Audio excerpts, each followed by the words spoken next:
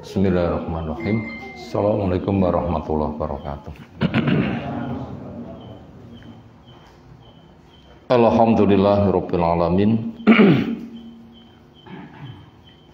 Alladzi hadana li hadza wa ma kunna linahtadiya laula an hadanallah. Wa asyhadu an la ilaha illallah wahdahu la syarikalah wa asyhadu anna Muhammadan abduhu wa rasuluh. Allahumma shalli ala Muhammad wa ala alihi wa ashabihi wa man tabi'ahum bi ihsanin ila yaumiddin. Ya ayyuhan nas ittaqu rabbakum alladzi khalaqakum min nafsin wahidah khalaqa minha zawjaha wa bassa minhuma rijalan katsiran wa nisaa'a wattaqullaha alladzi tasaaluna bihi wal arham innallaha kana 'alaikum raqiba wa ba'd. Fa inna asdaqal hadisi kitabullah wa khairal hadyi hadyi Muhammadin sallallahu alaihi wasallam. Syarrul umuri muhdatsatuha fa inna kulla muhdatsatin bid'ah wa kulla bid'atin dhalalah wa kulla dhalalatin finnar. Yul ikhwah azan subhanahu wa ta'ala, alhamdulillah syukur kita haturkan kepada Allah Ta'ala serangkaian amal soleh yang digemarkan di bulan-bulan mulia seolah banyak kita kerjakan. Entah kita menghargai bulan haram, Dzulqa'dah, Dzulhijjah, Muharram, 3 yang berurutan dengan penghargaan yang semestinya. Ini termasuk kita bisa menghargai itu nikmat. Lalu kita bisa mengisi dengan ketaatan lebih. Bahkan kita pun juga baru saja menyembelih dari binatang kurban kita, yang bisa tentunya bersyukur, yang belum bekerja keras semoga ke depan saya bisa, yang bisa semoga ajak, yang belum bisa akan menyusul keajekannya, yang bisa dengan nilai sekian nanti bisa ditingkatkan. Kenapa? Kita memang butuh untuk meningkat, juga terhiaskan memperbanyak zikir, memperbanyak takbir sampai tasrek habis. Allah. Semoga semua rangkaian yang kita kerjakan dari amal soleh yang ada, kita betul-betul ikhlas mengikuti sunnah, Allah terima, sehingga kebaikan kita akan berbobot di sisi Allah Subhanahu wa ta'ala. Kalau banyak yang berwisata dan itu indah, semoga kita pun juga tidak kalah indah. Karena idza marratum bi riyadil jannah farata'u, bila kamu melewati taman surga mampirlah. Mereka tanya, wa ma riyadul jannah, taman surga itu apa? Khilaqul dzikri, majelis ilmu. Semoga saja kita yang ada di majelis ilmu, saudara kita yang refreshing ke sana kemari, Allah menjaga semuanya. Kita semakin segar, semakin bersemangat, semakin dekat kepada Allah Ta'ala.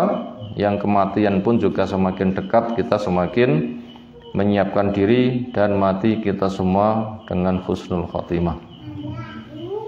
Ayol ikhwah azan Allah Subhanahu wa ta'ala, hari tasrek yang kita jalani, perbanyak untuk bertakbir kapanpun, termasuk selesai sholat, imam bisa mempelopori, jamaah bisa mengikuti sampai tasrek habis.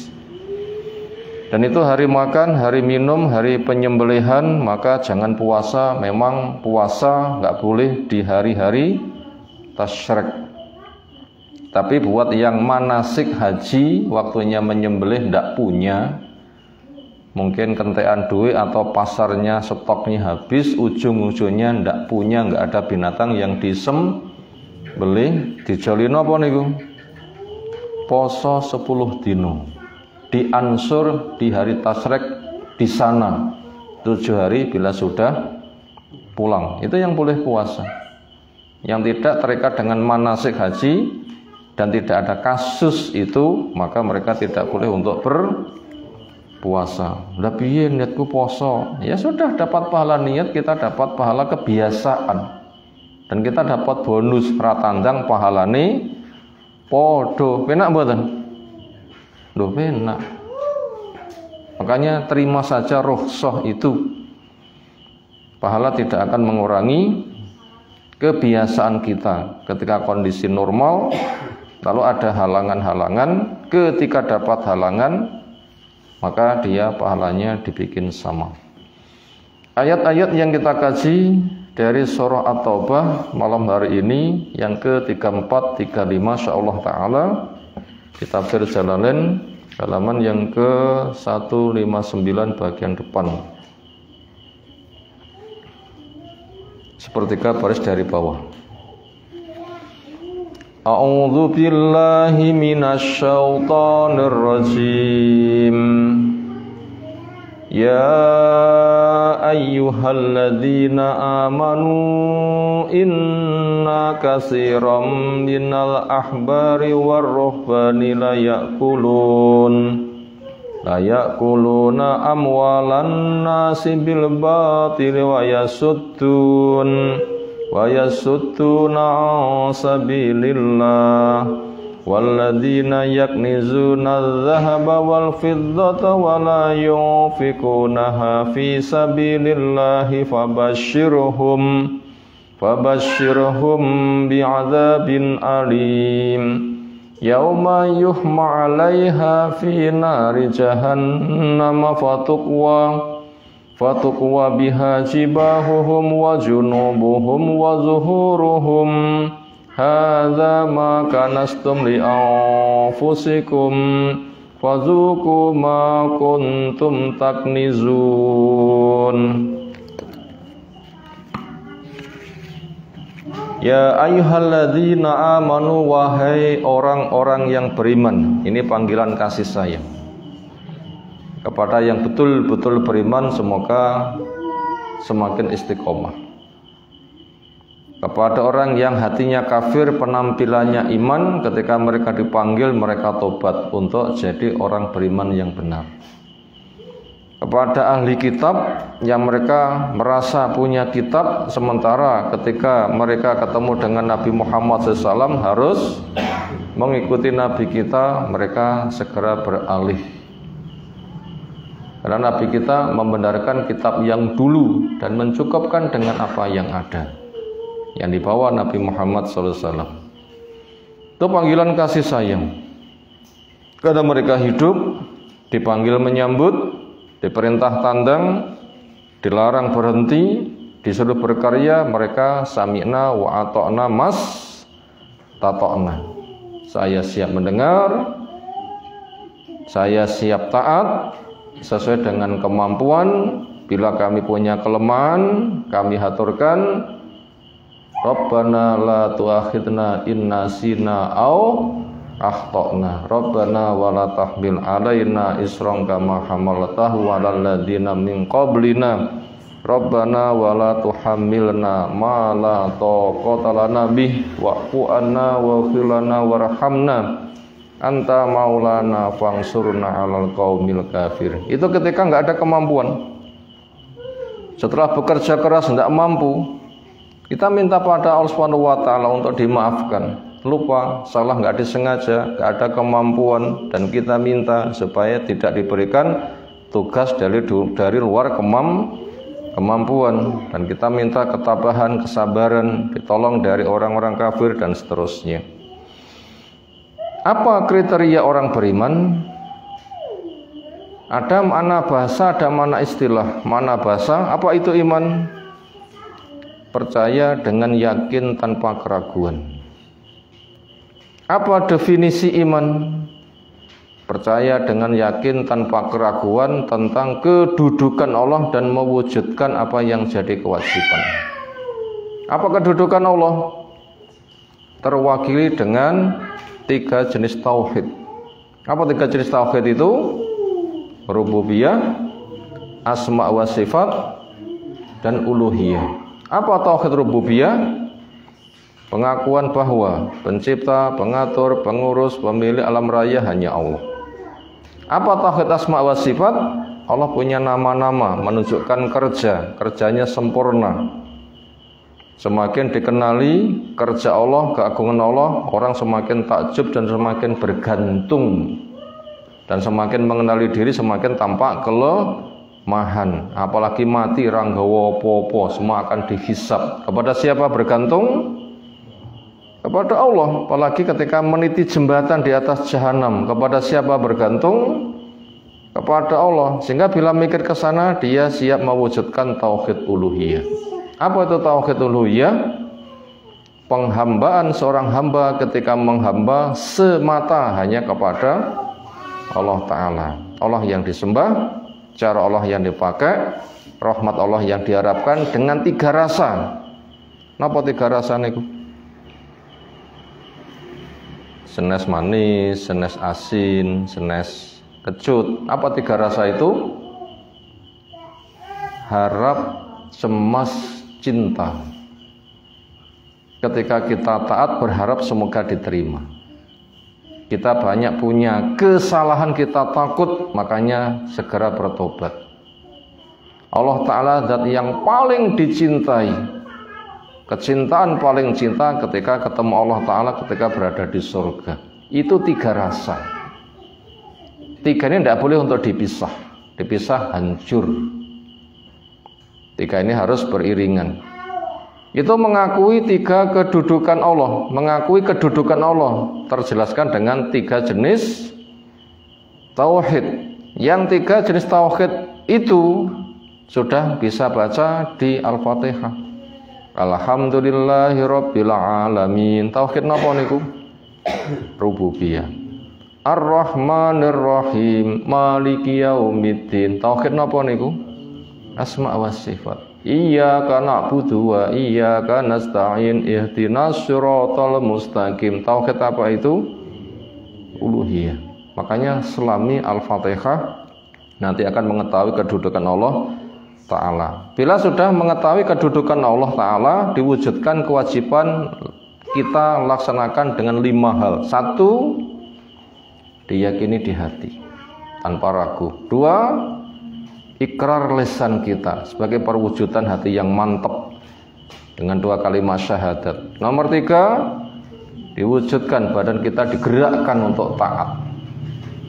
Nomor 4, karena iman bisa naik-naikkan dengan ilmu syar'i, dibacakan ayat-ayatnya. Yang kelima, iman bisa turun, maka jaga dari turunnya. Ketika salah segera tobat dan beristighfar, cari lingkungan yang baik. Itulah karakter orang beriman. Allah memanggil mereka dengan penuh kasih sayang, maka sadarlah dipanggil dan sambutlah, akan diberikan kehidupan yang baik.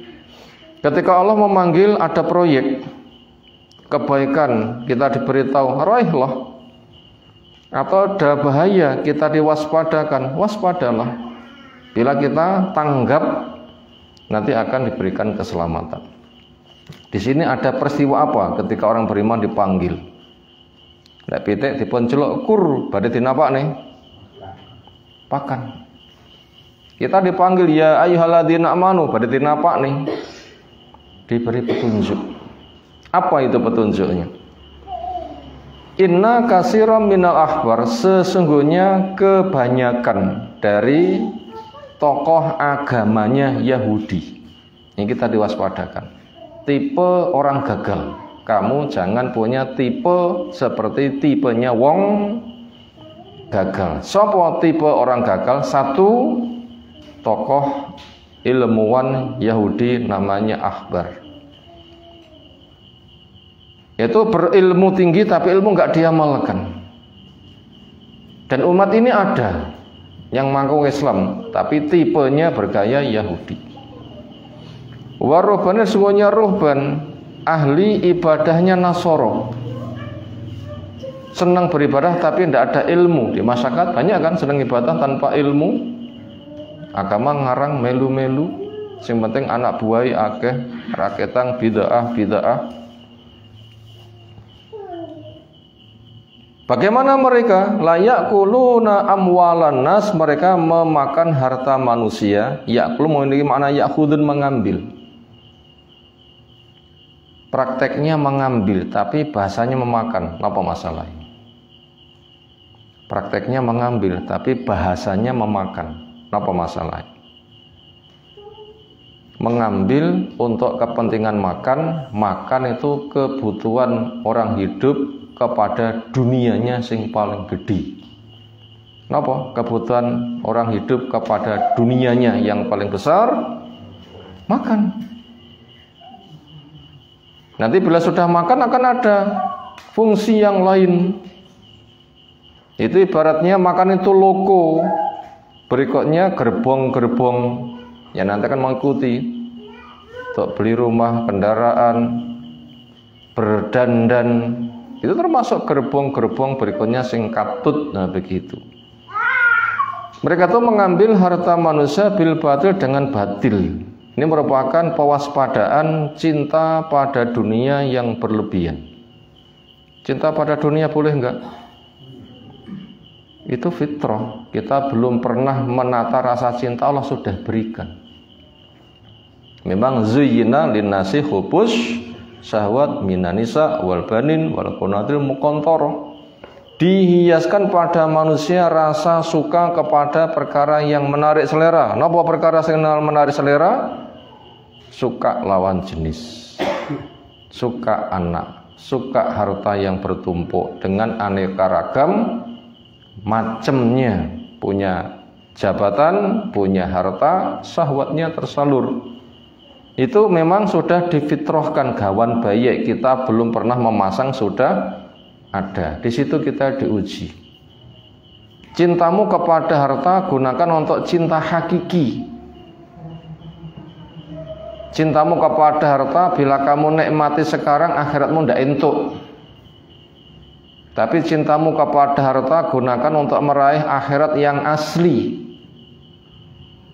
Di duniamu kamu manfaatkan yang halal secukupnya, kamu punya kelebihan gunakan untuk meraih yang lebih gede. Nah begitu, yang lebih gede. Siapa yang menggunakan harta seperti itu benar. Tapi siapa yang menggunakan harta sebatas untuk dinikmati, nggak mikir akhirat, akhirnya dientek-entek ini nggak mikir halal po haram, itu kelasnya hewan. Kewan itu laruh ijo-ijoan semangat mboten. Tandurane sinten? Nah, menurut kalau seperti itu ya kayak hewan. Gak boleh seperti itu. Ini diwaspadakan cinta kepada harta yang berlebihan, termasuk tokoh Yahudi sebagiannya gagal, tokoh Nasrani sebagiannya gagal. Kamu jangan gagal seperti mereka. Apa penyebab gagalnya? Cinta pada dunia berlebihan. Kita diwaspadakan. Sampai kedudukan mereka sebagai ahli agama untuk mengeruk harta. Lek mengeruk harta dengan mancing terserah. Asal mboten golek duit ndamel mancing. Tapi ini agama dijual untuk mencari dunia, angsal mboten. Akhirat dijual untuk cari dunia, angsal mboten.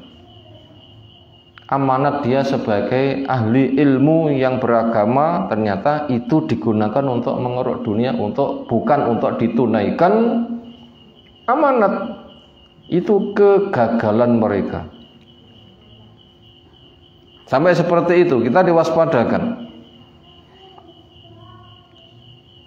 Karisa dicontohkan riswah filhumi dalam hukum. Sing penting punya jabatan, hukum bisa dibeli. Apalagi jadi hakim, sapa sing wae duit paling akeh dinangni. Walaupun dia salah minta menang untuk mengelebihi masyarakat, golek wong dicekel, yang dikorbankan, dipenjara, dibunuh, ada. Senada dengan itu,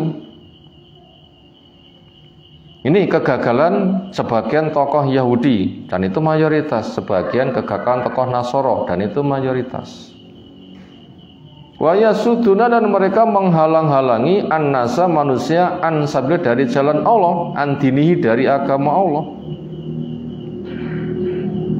Akhirnya ketika mereka menjadi tokoh itu masyarakat dipalingkan dengan kebid'ahannya, agama yang mereka rekayasa, sehingga mereka tidak menemukan agama yang hak. Karena Allah telah menjelaskan sifat mereka, yuharrifunal kalima ammawadi'i. Mereka ngotak-ngatik kitab Allah dari kedudukan yang semestinya. Halal diharamkan, haram dihalalkan. Di masa Nabi Isa, babi niku jane halal napa haram to. Tapi tren kepada mereka yang mengatasnamakan Nabi Isa bakno, ya saya tidak tahu, kayaknya begitu. Itu contohnya. Tokoh agamanya merusak hukum, masyarakatnya manut pada kesalahan yang mereka ketahui. Itu hakikat nyembah manusia.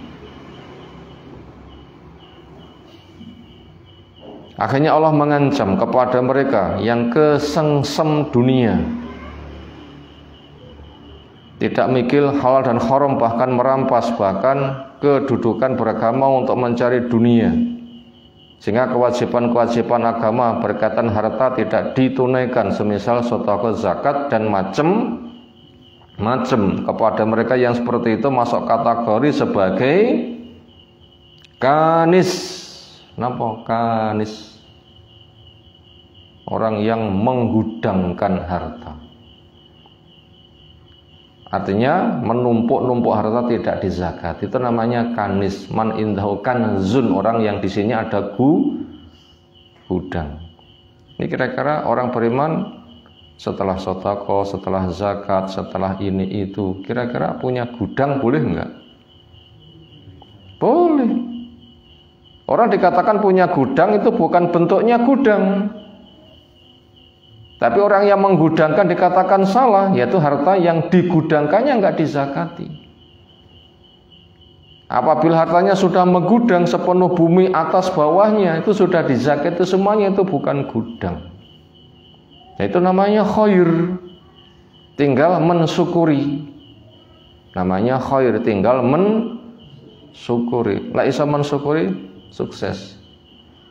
La enggak isa mensyukuri walaupun sudah zakat, nanti gagal. Jadi kewajiban harta itu berlapis. Setelah diberikan jumlah banyak sekali dia zakat, ini sukses tahap pertama. Masih ada tugas berikutnya. Nopo? Mensyukuri. Bukan untuk membanggakan, karena dia nanti akan dihisab. Bah, bondoku akeh kira-kira besok hisabnya piye yo? Mikir seperti itu. Hisab zakat saya sudah, tapi saya kan masih ada kewajiban harta yang lain. Kira-kira saya bisa mensyukuri apa enggak? Orang Timur dulu banyak yang nangis. Akhirnya mereka semakin banjir sedekah. Nah begitu. Semoga kita bisa. Semoga kita bisa. Kenapa? Kita akan dihisab. Karena syukur itu berat. Syukur itu butuh sabar.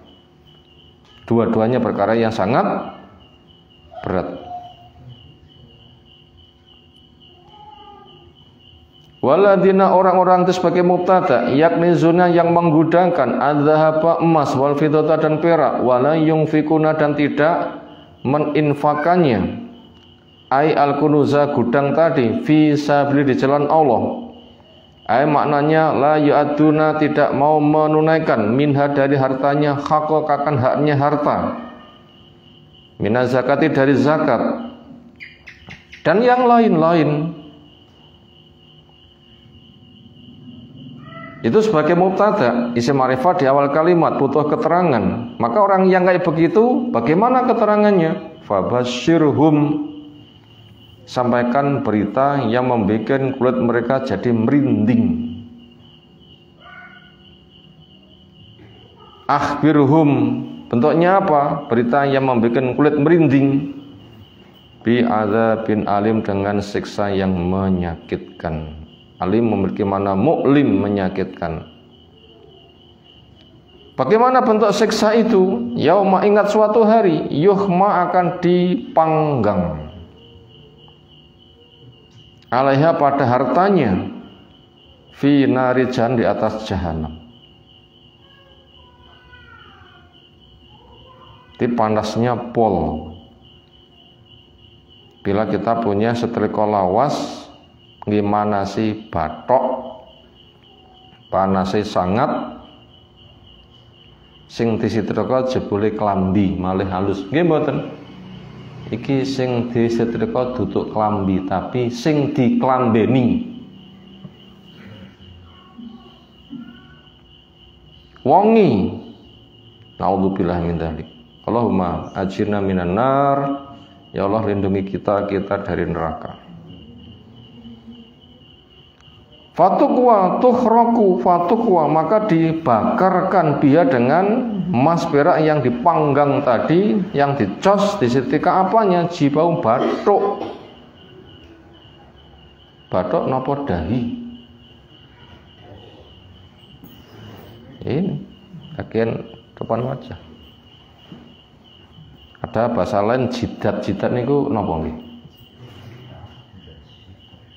Bathuk nggih nggih.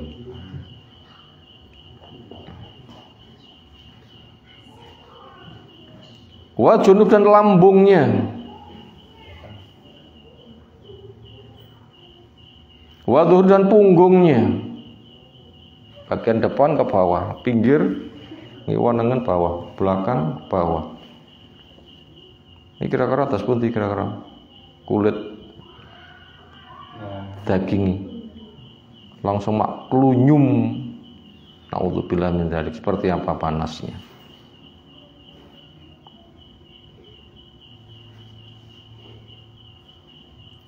Tuwasau akan diluaskan juludum kulit mereka hatta tudoa, sehingga emas perak yang dipanggang itu nanti diletakkan di atas kulit yang diluaskan, kulit semuanya, supaya semakin banyak sarafnya dan semakin sakit, bukan mek titik tapi semakin ombo.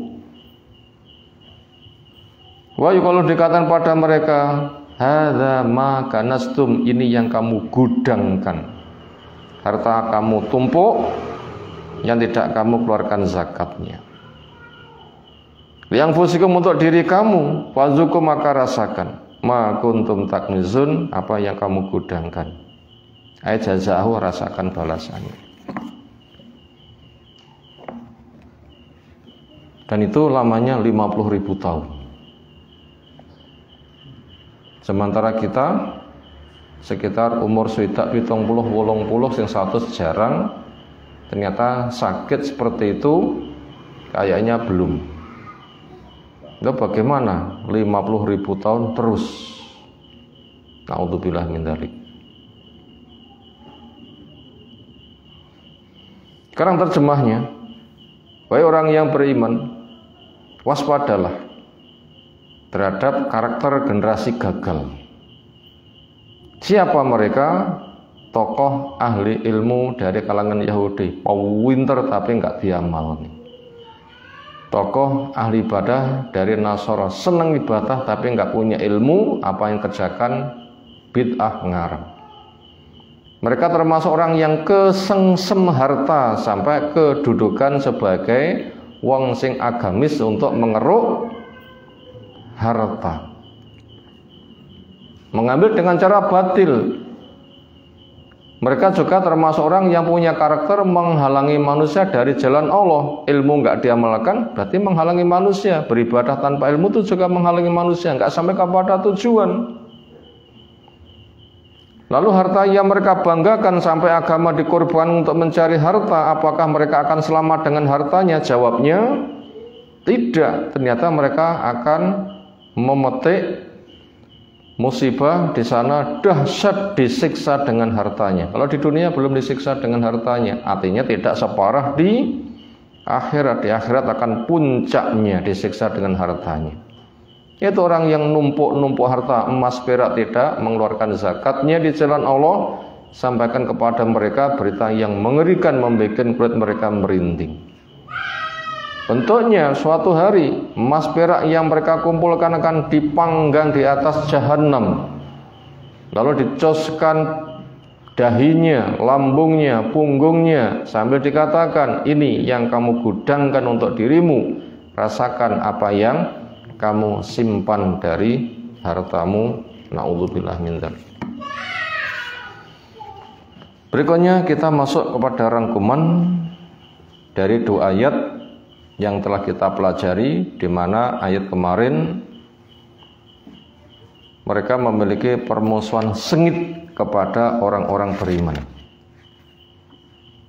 Pada ayat kemarin kita telah membaca mereka memiliki permusuhan sengit kepada orang yang beriman, yaitu yuriduna liyutfi'u nurallahi biafwahihim. Mereka memadamkan agama dengan mulut-mulut mereka. Kemarin cerita seperti itu, sekarang cerita mereka dengan karakter yang lain. Sekarang pelajaran nomor 1, sebab orang kafir memusuhi Islam.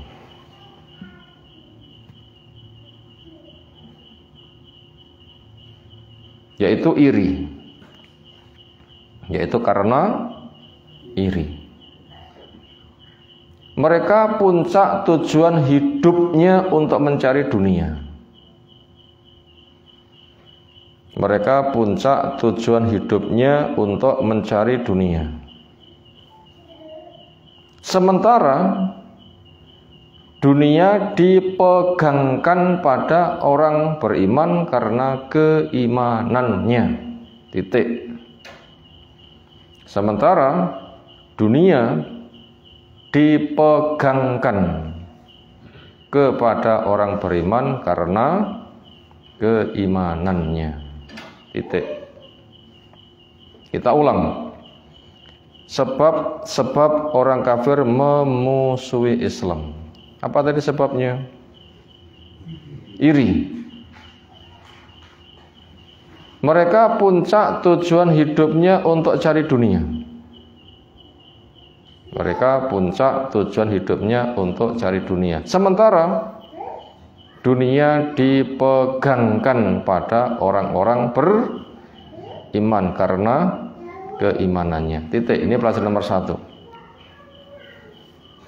Ini ada kaitan dengan ayat yang kita kaji kemarin. Mereka menginginkan memadamkan cahaya Allah pakai lesan-lesannya. Kenapa mereka itu kok memusuhi? Jawabnya iri. Kenapa iri ini kemaknanya? Nggak suka orang lain mendapatkan keberuntungan. Lek ci iso ngempot sebatas rasa gak seneng tapi belum diucapkan, itu belum dosa. Tapi bila sudah diucapkan, akan berentek bertindak, menjatuhkan namanya, bikin isu, lama-lama dirampas hartanya, bahkan dia siap hancur-hancuran, yang penting dia harus hancur. Nah, iri model ini yang itu hukumnya haram. Itu sebab mereka tuh memusuhi kepada Islam. Kenapa? Iri. Kenapa mereka kok iri? Karena puncak tujuan hidup mereka untuk cari dunia. Wong kafir niku napa puncak tujuan nih? Cari dunia. Seneng-seneng. Bila kita banyak mengkaji seperti itu, waladina kafaru yatamataun wa yakulun kama takulu al-an'am. Seneng-seneng, makan-makan seperti hewan. Roh hijau makan wae sapa ora mikir. Ini bukan saya sing seneng menfonis kewan-kewan senes nggih, lha namung macane ayat to nggih. Kena memacane ayat, baca pada surah Al-Ahqaf. Surah napa? Surah Al-Ahqaf. Ini seperti itu Allah menjelaskan. Surah Al-Ahqaf nomor 46. Silahkan dibaca surah Al-Ahqaf, masuk juz yang ke-26. Seperti itu. Itu puncak tujuan mereka itu untuk dunia. Sementara yang mereka dapatkan sebatas yang ditakdirkan. Sementara dunia itu dipegangkan kepada orang-orang yang beriman karena keimanannya. Jadi orang beriman yang punya tujuan surga berarti tidak rakus itu ternyata Allah memberikan kemudahan untuk cari dunia. Sebagaimana apa yang Allah janjikan, walau anna ahlal qura amanu wattaqau la fatahna alaihim barakatim minas sama'i wal ardh. Andaikan penduduk suatu negeri itu iman bertakwa, akan dibuka berkah Allah yang ngucur dari langit nyumber dari bumi. Secara sepintas kita pikir nih, pomo aku urip ning Arab, ini kira-kira saketani mboten kira-kira. Lah aku lep kira nggae sungai sing endi kira-kira. Panase nek kene kaya ngene, ya orang sepira wis kaya ngene, nek kono kadang meh 50. AC mati gak kuat nonton jero omah. Kenapa negeri yang begitu gersang ternyata kok malah sugih? Jadi kok apik, wah untuk bangunan kok Arab ngoten nggih.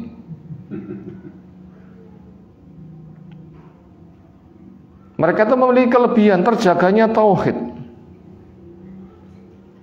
Geruduk sholat, semua toko ditutup. Kirim polisi untuk merazia, entah merazia dukun yang rusak akidah atau merazia wong sing gak sholat. Mereka juga birrul walidain. Mereka juga dermawan. Itu prinsip pokoknya. Kenapa mereka itu gersang tapi kok kaya raya? Itu janji Allah Subhanahu wa taala. Penduduk suatu negeri beriman bertakwa dibuka berkah. Lah orang kafir itu tujuan hidupnya di dunia, jatahnya sebagaimana takdir sebab akibat. Sementara orang beriman selain ada takdir, mereka mendapatkan keberkahan. Mendapatkan keberkahan. Nah sementara mereka karena itu gaya kehidupannya koyak kewan, jenengan persani enek pitik mangan jaten tak pitik sing kono mangan ngruyuk mboten? Pedus ngruyuk mboten? Yen persani mawon cek mawon alame pitik, ada pakan kene ada pakan kono, kene ndang dientekne, lek perlu rong entek nglirik kono usir nget ben dipek dhewe.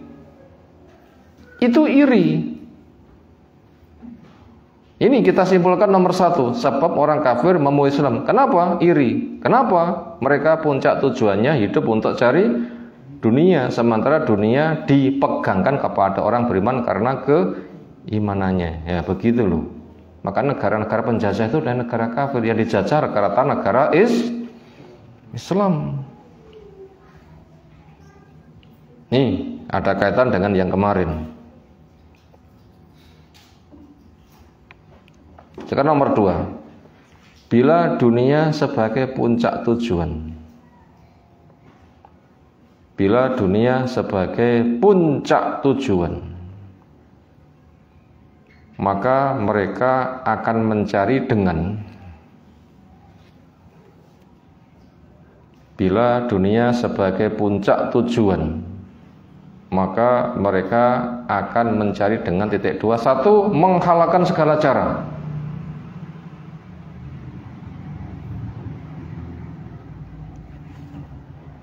Nomor 1, menghalalkan segala cara. 2, mencari dunia dengan modal agama. Ini nomor 2, mencari dunia dengan modal agama. Nomor 3, menolak kewajiban agama, zakat diantaranya. Ini nomor 3, menolak kewajiban agama, zakat diantaranya. Ditolak itu zakat. Nomor 4,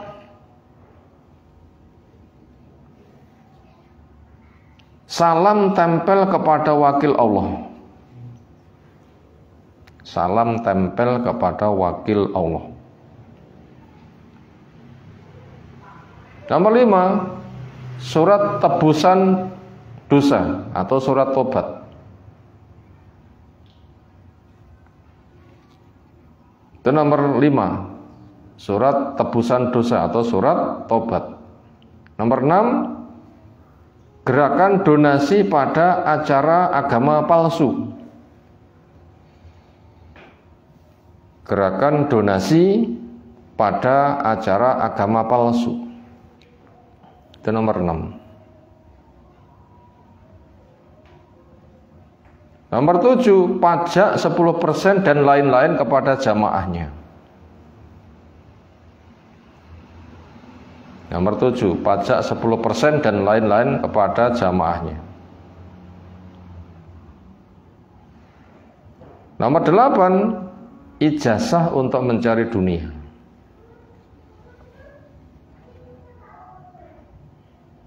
Titik, itu tadi nomor 2. Kita ulang, bila dunia sebagai puncak tujuan, maka mereka akan mencari dengan 1, menghalalkan segala cara. 2, cari dunia dengan modal agama. 3, menolak kewajiban agama. Nomor 4, salam tempel pada wakil Allah. Nomor 5, surat tebusan dosa. Nomor 6, gerakan donasi pada acara agama palsu. Nomor 7, pajak 10% dan lain-lain kepada anggotanya. Nomor 8, ijazah untuk cari dunia. Kita urai. Nomor 2, bila dunia sebagai puncak tujuan, mereka mencarinya dengan 1, menghalalkan segala cara. Nah, sudah, ini mudah kita pahami.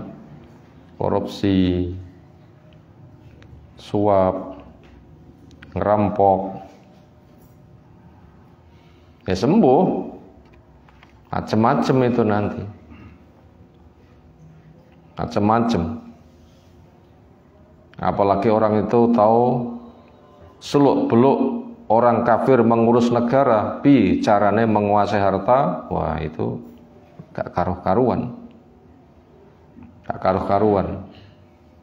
Masyarakat dimiskinkan dengan sistem harta milik bersama, tidak boleh ada orang kaya, dan mereka punya alasan mengurus harta sehabis-habisnya. Dan macam-macam lah, pokoknya menghalalkan segala cara. Ini bila kita orang terlalu banyak, silahkan cari sendiri, gak mikir halal atau haram. Ya nomor 2, mencari dunia dengan modal agama. Ini yang bahaya.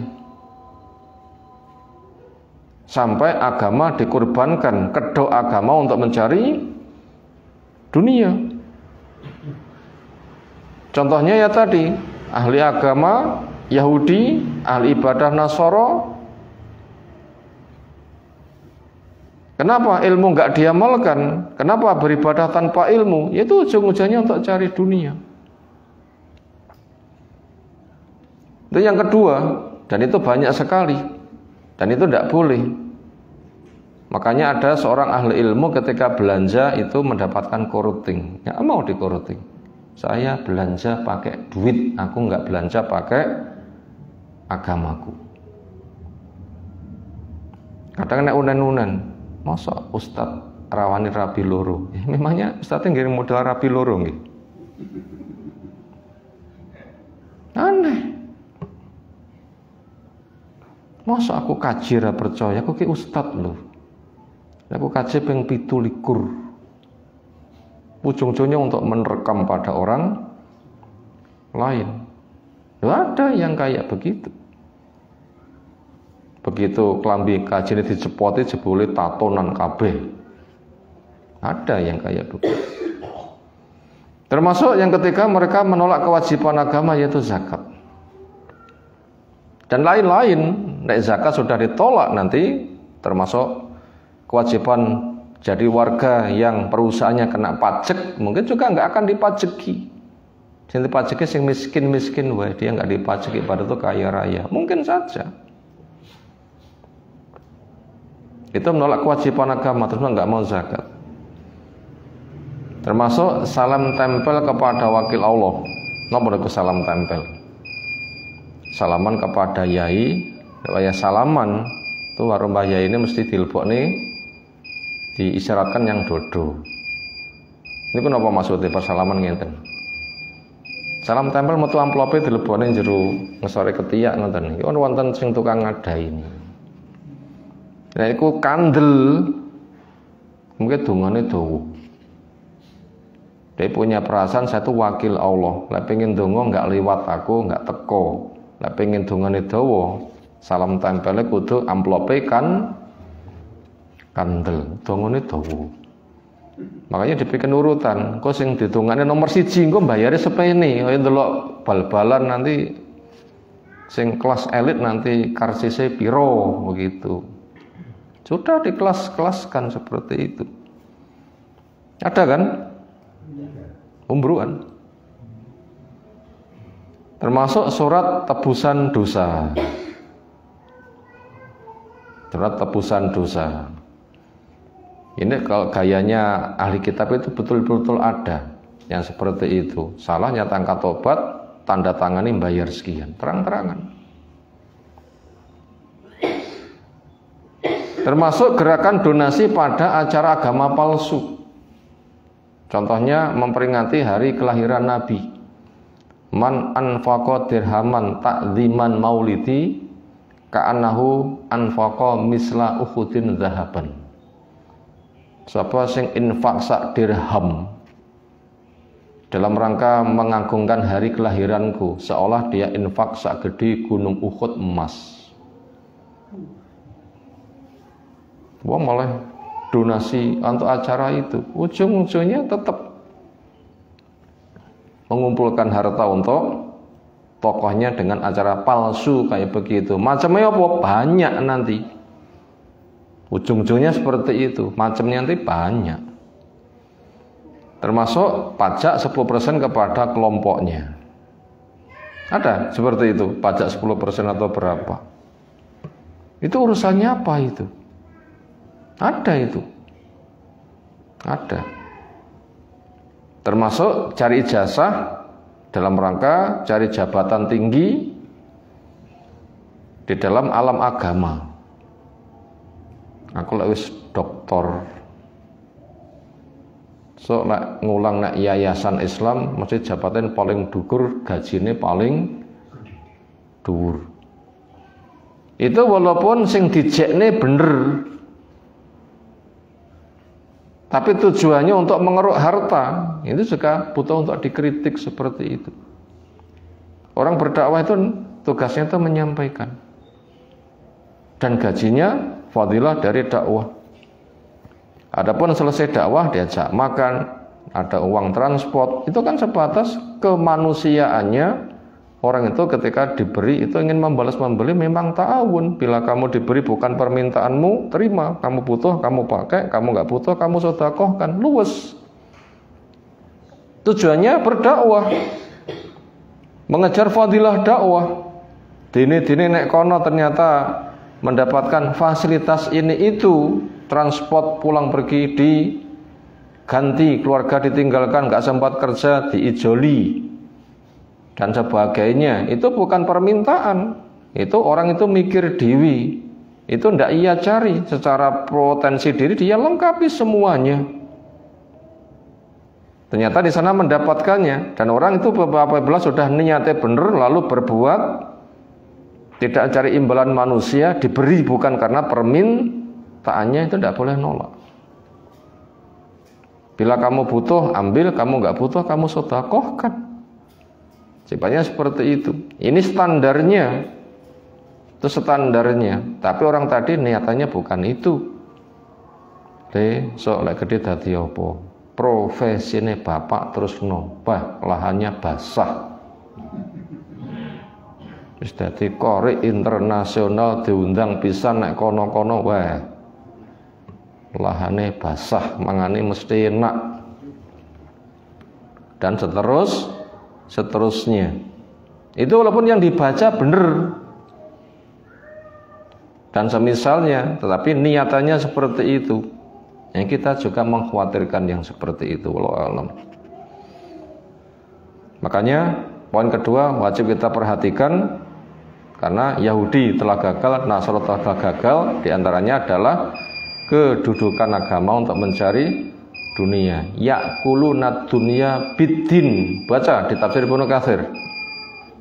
Ya'kulunad dunya biddin, mencari dunia dengan agama dikorbankan. Itu kegagalan Yahudi. Terus sekarang masuk poin yang ketiga. Orang ambisi kaya, Islam tidak melarang.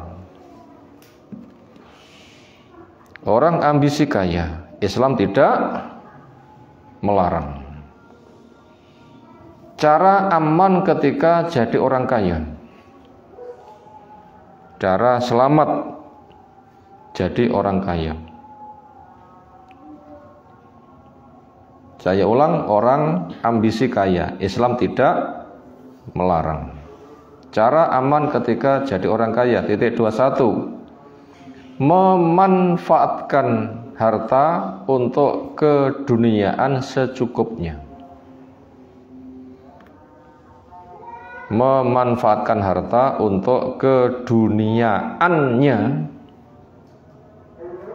secukupnya, sak pantesi. Itu cara pertama. Nomor 2, sedekah setiap ada masukan.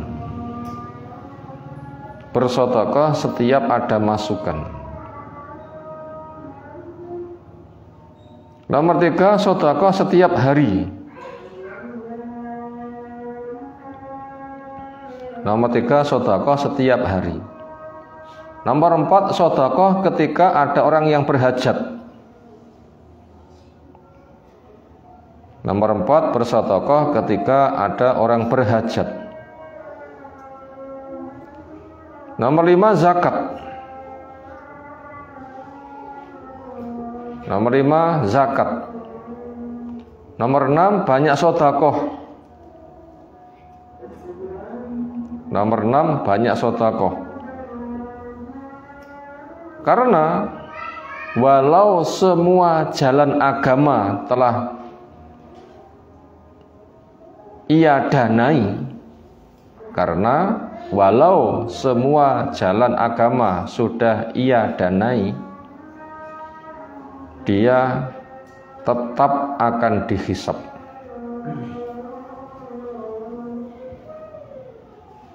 Titik. Ini saya merangkum ada 6 cara supaya selamat ketika dia jadi orang kaya.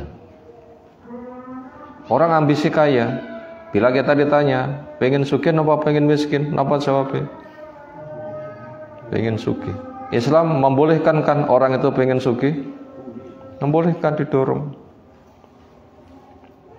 Tetapi bukan sebatas didorong saja. Karena semuanya selagi dunia itu sifatnya ujian. Maka kita butuh tahu cara aman ketika jadi orang kaya. Kenapa? Kamu diuji. Kalau gitu apa langkah yang ia perbuat? 1, ketika memanfaatkan harta untuk kepentingan dunianya itu sak pantesi. Wetenge wong miskin sarapan sego pecel 5.000 cukup napa dereng? Wong sugih sak piring regane 500.000 saged tuku mboten? Saged to nggih. Cukupkan kaya uang miskin sak pilang 5.000. Sing 495, kamu mikir besok piye hisabe?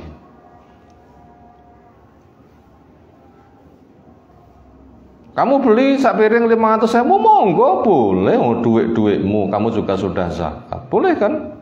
Loh monggo. Tapi mikir, pomo ngono ki tak makan ya dadi kotoran, pomo tak sedekah nih. Ini kira bakul sego pecel pantese sak pilang mek dibayar 5.000 dibali 500 gak usah disusui. Demen mboten kira-kira? Wah. Bu, niki jatah maam kula 500.000 ing perusahaan.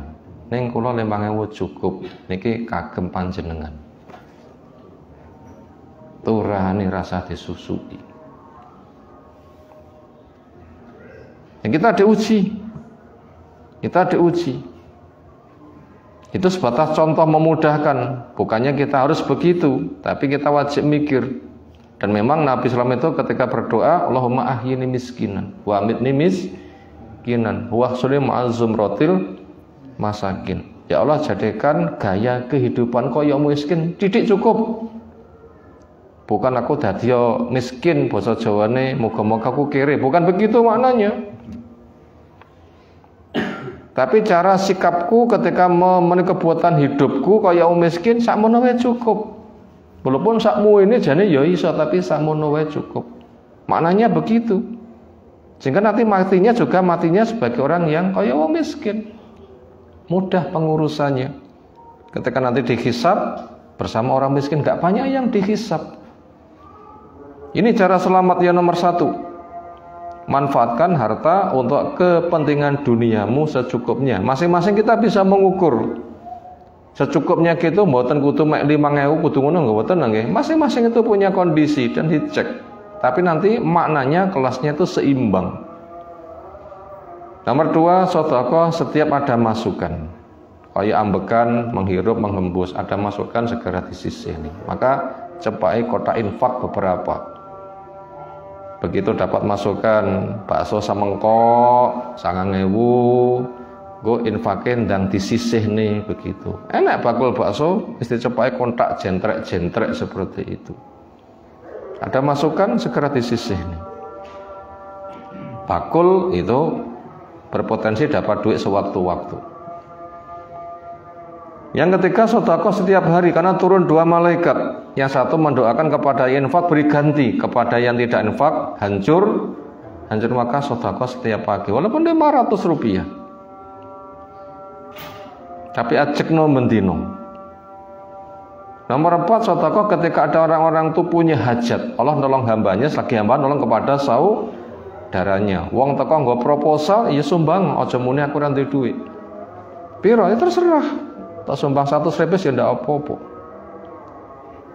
Tapi tolonglah hamba Allah dengan apa yang kamu punya. Jadi tolak orang yang butuh. Nomor 5, zakat jelas, zakat dikeluarkan. Nomor 6, banyak sedekah. Karena walau semua jalan agama sudah ia danai, kae wis kok panggah akeh ya bondoku. Makanya perbanyak apa? Sedekah. Kenapa? Kamu nanti akan dihisab. Tapi ujiannya ya pancen abot lagi. Tapi bila ada iman, insyaallah akan nanti Allah membantu. Kalau alam itu diantara kiat cara selamat ketika diuji jadi orang kaya. Makanya orang dulu tuh diuji kaya itu nangis karena khawatir gagal jadi orang kaya, karena kewajibannya hisabnya teliti nanti masalahnya. Nomor terakhir yang keempat, ancaman buat yang tidak mau zakat.